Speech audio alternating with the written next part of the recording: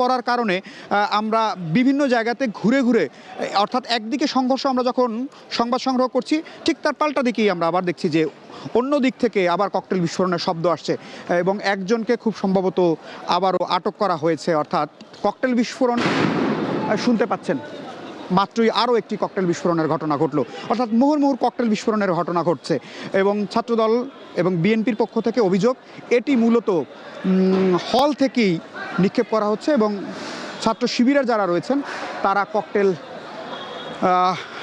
নিক্ষেপ করে তাদের অনুকূলে নেওয়ার চেষ্টা করছেন পরিস্থিতিটি, কারণ পুরো এলাকাটি এখন বিএনপির নিয়ন্ত্রণে চলে গেছে এবং পুরো এলাকাটি ঘিরে রেখেছে।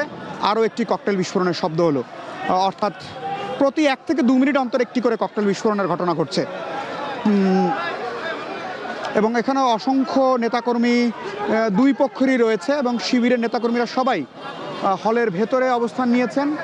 বিপরীত পাশে বিএনপির যারা নেতাকর্মী তারা অবস্থান নিয়েছেন এবং ককটেল বিস্ফোরণের ঘটনাগুলো সব ভেতরে ঘটছে এবং সামনের গেটটি ভেঙে ফেলা হয়েছে। আপনি দেখতে পাচ্ছেন যে এই গেটটি ভাঙা অবস্থায় পড়ে রয়েছে এবং ভেতর থেকেই মূলত ককটেল বিস্ফোরণের ঘটনাগুলো ঘটছে এবং তারা হলের ভেতরে অবস্থান নিয়েছেন, কিন্তু হলের ভেতরে বাইরে বিএনপির যারা নেতাকর্মী তারা অবস্থান নিয়েছেন এবং একের পর এক ককটেল বিস্ফোরণের যে ঘটনাগুলো ঘটছে এই জায়গা থেকেই ঘটছে। আমরা এবং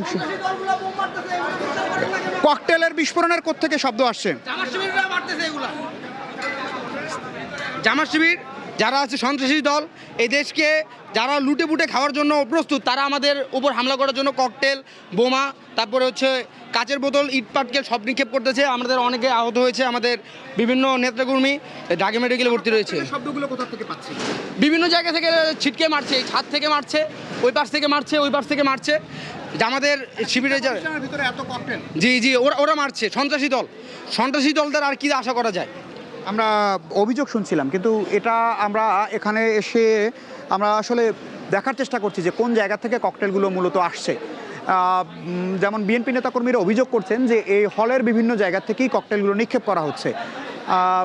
আমরা নিশ্চয়ই সেরকম কোনো যদি ফুটেজ পাই দর্শকদের দেখানোর চেষ্টা করব এবং একটি আপনি তো এই শিক্ষা প্রতিষ্ঠানের সাবেক শিক্ষার্থী, সাবেক নেতা, আপনি একটা শিক্ষা প্রতিষ্ঠানের ভেতরে কি ককটেল থাকতে পারে?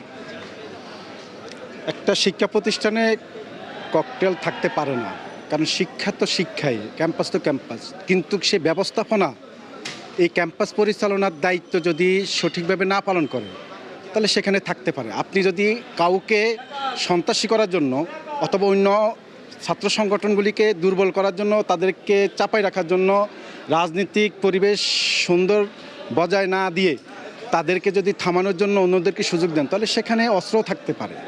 আপনি দেখেন যে এই মুহূর্তে বিভিন্ন জায়গায় কিন্তু আমরা দেখছি যে গুপ্ত রাজনীতিক যারা করে ইসলামী ছাত্র শিবির, সেই ইসলামী ছাত্র শিবিরের অনেক নেতা অস্ত্র লয়ে ধরা খেয়েছে এবং তারা বিভিন্ন ক্যাম্পাসে, বিভিন্ন শিক্ষা প্রতিষ্ঠানে তাদের থেকে অস্ত্র পাওয়া গেছে, বিভিন্ন দেশীয় অস্ত্রশস্ত্র এবং বাইরের অস্ত্রশস্ত্র পাওয়া গেছে।